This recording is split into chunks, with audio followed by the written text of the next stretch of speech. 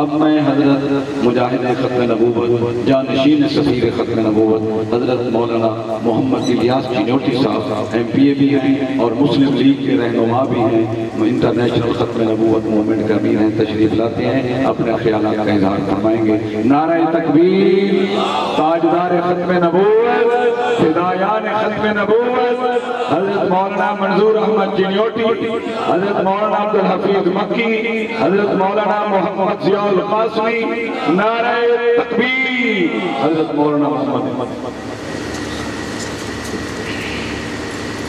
الحمدللہ وحدہ والصلاة والسلام علی من لا نبی بعدہ۔ حضرات محترم، یہ آج کی کانفرنس آپ جان چکے کہ 7 ستمبر 1974 کو قادیانیت کے کفر کا جو فیصلہ کیا تھا قومی اسمبلی نے، اس کی یاد تازہ کرنے کے لیے اور قادیانیوں کو بھولا ہوا سبق یاد کروانے کے لیے اور ہمارے بزرگوں نے قادیانیوں کو راہ راست پر لانے کے لیے جو 6 جنوری 1956 کو دعوت مبالغہ دی تھی، اس کے یاد کروانے کے لیے آج کا اجتماع منعقد کیا جاتا ہے۔ میں یہ سمجھتا ہوں کہ ہمارے اسلاف سیدی و مرشدی حضرت شیخ عبدالحفیظ مکی رحمت اللہ تعالی علیہ، میرے والد ماجد مولانا منظور احمد چنوٹی رحمت اللہ تعالی علیہ، خطیب یورپ و ایشیا حضرت مولانا ضیاء القاسمی رحمت اللہ تعالی علیہ، ان حضرات کے خلوص کا یہ منہ بولتا ثبوت ہے کہ یہ جماعت 1985 میں اس کی بنیاد رکھی گئی اور ہمارے اسلاف نے مرتے دم تک اس جماعت کا ساتھ نہیں چھوڑا۔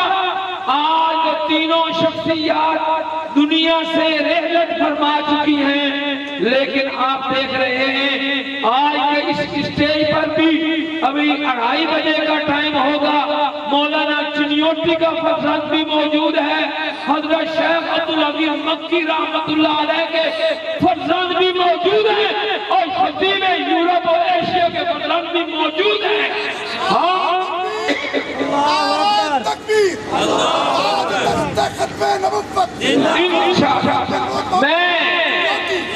میں قادیانیوں کو بتانا چاہتا ہوں، جب تک تمہارے تابوت میں آخری کیل نہیں پھونسی جائے گی، یہ ان بزرگوں کی اولادیں انشاءاللہ متفق و متحد لے کر تمہارا آپریشن کرتے رہیں گے انشاءاللہ، اور ختم نبوت کا پیغام ہر جگہ پہنچایا جائے گا انشاءاللہ۔ 3 سال سے کوشش ہو رہی تھی، ناران کہ ایک مرکزی مسجد ہے جہاں 10-12 ہزار افراد جمعہ میں شریک ہوتے ہیں، پورے پاکستان کے وہ سیاح وہاں اکٹھے ہوتے ہیں، وہاں کے قاری وقار احمد اور ان کے والد قاری محمد صادق صاحب 3 سال سے مطالبہ کر رہے تھے کہ یہاں آ کر ختم نبوت کا پیغام پہنچایا جائے۔ الحمدللہ کل کا جو جمعہ گزرا ہے، میں کل ناران میں تھا، آپ کی طرف سے ان لوگوں کو سلام بھی پیش کیا ہے اور اس وقت وہاں پر پورے پاکستان کی نمائندگی موجود تھی۔ الحمدللہ مسلمانوں اور قادیانیوں کے درمیان جو بڑے بڑے فرق ہیں میں نے بابانگ دوہر وہاں پر بیان کیے۔ قادیانیوں کسی جگہ تمہیں سوف کا سانس نہیں لینے دیں گے۔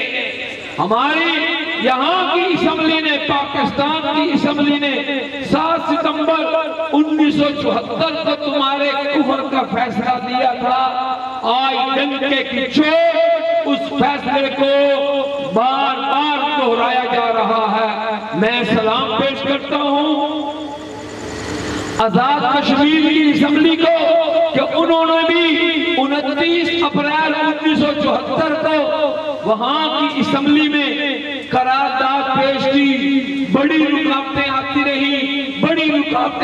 رہی لیکن وہاں کے ممبران، وہاں کے علماء ڈٹے رہے اور اس وقت کی موجودہ اسمبلی جس کے وزیر اعظم راجہ فاروق حیدر ہیں اور وزیر قانون اور وزیر ماحولیات اور ان کے پیچھے ہمارے علماء کی طاقت تھی.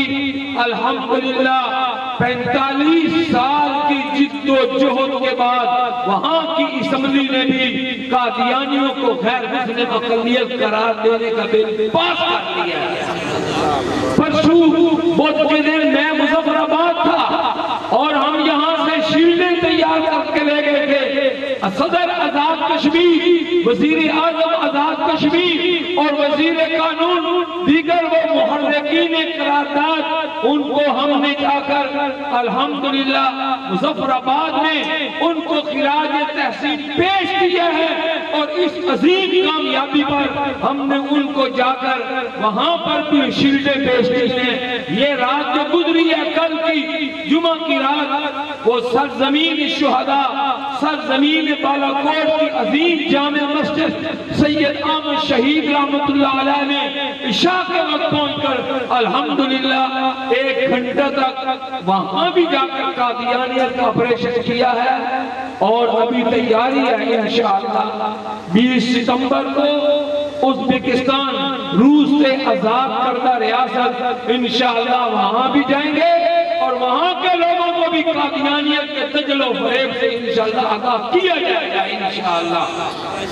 ابن سفیر ختم مولانا محمد الیاس چنیوٹی زندہ باد. ختم نبوت مولانا ظہر محمود قاسمی زندہ باد. نعرہ تکبیر اللہ اکبر. حضرات محترم، آخری بات یہ سمجھ لیں کہ قادیانی ایڑی چوٹی کا زور لگا رہے ہیں کہ یہ 1974 والا فیصلہ واپس کر.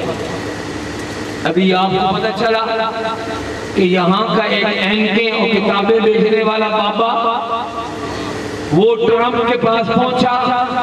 کیسے پہنچا؟ کس نے پہنچایا؟ کس نے ترجمانی کی؟ یقیناً قادیانیوں کی ترجمانی کرنے والا یا قادیانی ہوگا یا قادیانی نواز ہوگا. پاک مسلمان قادیانیوں کی ہرگز ترجمانی نہیں کر سکتا. لیکن میں ان قادیانیوں کو بتانا چاہتا ہوں، ٹرمپ نہیں، ٹرمپ کے باپ کے پاس بھی چلے جاؤ اور بے شک اب یہ اعلان آ رہا ہے کہ 27 ستمبر کو اقوام متحدہ کا جو اجلاس ہو رہا ہے، ہونا چاہتا ہے، اس میں قادیانیت کے مطالبے کو پھر تقویت دینے کے لیے یہ ایک شک ڈالی گئی ہے کہ پاکستان کی گورنمنٹ پر دباؤ ڈالا جائے کہ 1974 والا فیصلہ واپس کیا جائے. لیکن میں قادیانیوں کو ان کے آقاؤں کو بتانا چاہتا ہوں کہ ٹرمپ نہیں، ٹرمپ کا باپ بھی آ جائے، جب تک کہ شمع ختم نبوت کے پروانے موجود ہیں اب انشاءاللہ یہ کیا ہوا قانون واپس نہیں آئے گا. اور ہم ہر موقع پر تمہیں سمجھاتے رہیں گے اور للکارتے بھی رہیں گے، لیکن ہرگز یہ اجازت نہیں دیں گے کہ تم اپنی ابلیسانہ چالوں کو اسلام کا نام دے کر لوگوں کے سامنے پیش کرو. اب وہ وقت بیت چکا، سوشل میڈیا آ گیا اور الحمدللہ آج کا نوجوان لکھ رہا ہے میں ہوں مجاہد ختم نبوت. انشاءاللہ صرف علماء ہی نہیں بلکہ اب عوام تمہارے سر میں جوتے ماریں گے انشاءاللہ. اور یہ جھوٹی نبوت ختم نبوت کے مقابلے میں جھوٹی نبوت اب زیادہ دیر چلنے والی نہیں ہے. انشاءاللہ جیسے اسود انسی مسلمان کذاب کا فتنہ اپنی موت مر گیا، انشاءاللہ قادیانی فتنہ بھی انشاءاللہ اپنی موت مرے گا۔ اللہ تعالیٰ ان کو ہدایت بھی عطا فرمائے، یا اگر ہدایت پا لیتے ہیں ان کو اپنے سینے سے لگانے کو تیار ہے، لیکن حضور کی ختم نبوت کا انکار بھی کریں اور پھر ہم سے حقوق مانگیں، کبھی مسلم عقل والا کبھی غیر مسلم اقلیت والا، اس کی اجازت نہیں ہوگی، اور یہ دھوکہ دہی بند ہونی چاہیے۔